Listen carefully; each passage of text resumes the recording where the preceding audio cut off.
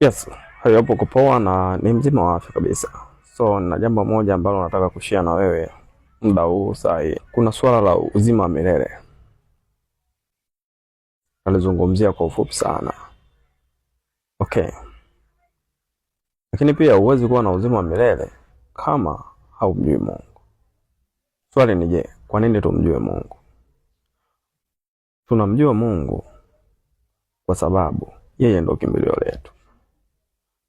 Kwa sababu kwake kuna uzima wa milele. Okay. Tukisoma kitabu cha Yohana 17 ule mstari wa 3. Tuangalie kitabu inasemaje. Angalia kwenye Biblia yako utapata maana nzuri sana ambao inaelezea uzima wa milele.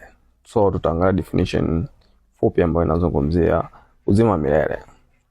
Anasema na uzima wa milele ndio huu, wakujue wewe Mungu wa pekee.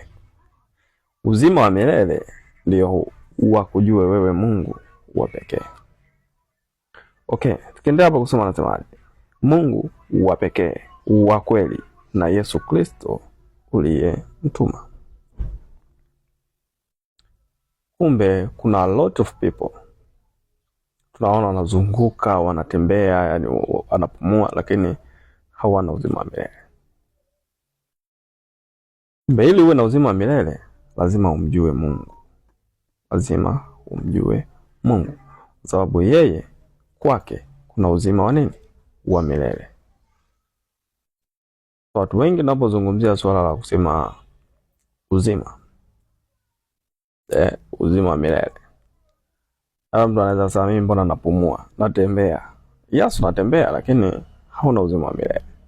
So hata tunapozungumzia kwamba huyu mtu ana mauti, haijalishi kwamba ni tayari amefariki. No. Mauti ina tafsiri nyingi. So kuna vitu vingi sana vinaweza vikawa vimekufa kwenye maisha yako. So unatembea na mauti haujijui, lakini unatembea, unaishi. So kumbe kuna watu tuna move lakini hatuna uzima wa milele. Kwa nini? Kwa sababu hatujamjua Mungu na Yesu Kristo aliyemtuma. Hiyo ndo short definition ya uzima wa milele. Uzima wa milele wakujue wewe Mungu.